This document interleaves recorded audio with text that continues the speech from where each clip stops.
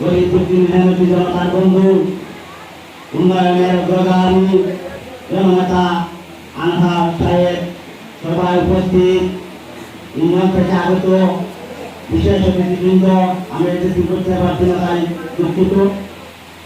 Union থেকে আগত আমার বিশেষ অতিথিবৃন্দ, বিভিন্ন এলাকা থেকে আগত বিশেষ অতিথিবৃন্দ, উপস্থিত আমার মহিষাসী গ্রামের ১ নং ওয়ার্ডের সকল মুখাবৃন্দ, মুরব্বিয়ানবৃন্দ, যুবক ভাইয়েরা, আসসালামু আলাইকুম এবং হিন্দু ভাইদের প্রতি আমি আদাব জ্ঞাপন করছি। উপস্থিতি জনতা অত্যন্ত আনন্দিত এবং গর্বিত।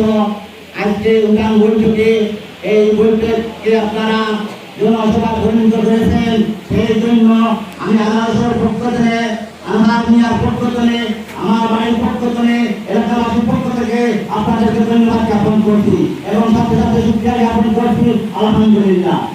সম্মানিত উপস্থিতি, যদি সময় কম তাই আমি সংক্ষিপ্তভাবে আমি আপনাদের সামনে দু একটি কথা না বলে পারছি না, যেহেতু আমাদের সামনে আমার আনন্দ সরকার, আপনারা আমার প্রিয় নেতারা উপস্থিত আছেন, তাই আমি আপনাদের সামনে আমি দু একটি কথা বলতে চাই। আপনারা হয়তো জানেন কি জানেন না, আমরা কংগ্রেস কিছু জানি, মূল শুনেছি এবং যুদ্ধ মুরব্বী শুনছি, বিভিন্ন আপনার প্রতিনিধি স্কুলে আমরা শুনছি।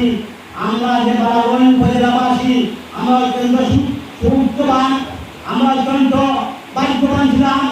এই থানাতে আমাদের অনেক গুণীজন বসবাস করেছেন, অনেক গুণীজন জন্ম নিয়েছেন, কিন্তু আজ আমরা এই গুণীজনের পূর্বপুরুষ আমরা। কিন্তু দুঃখের বিষয় হলো সত্য, এই বারাগঞ্জের একটা ঐতিহ্য ছিল, যে সময় বাংলাদেশের অস্তিত্ব ছিল না, বাংলাদেশের কোন উপজেলায় কোন ধরনের কোন উন্নয়ন ছিল না, সেই সময় সংযুক্ত হিসাবে সে বারাগঞ্জ উপজেলা ছিল। সেইটা সম্বন্ধে আপনারা হয়তো না জানেন, এখন জানেন এবং আপনারা আমার যে ক্রিকেট হয়ে এসেছেন উনি অবশ্যই জানবেন, উনি এই সম্বন্ধে আপনাদেরকে বলবেন।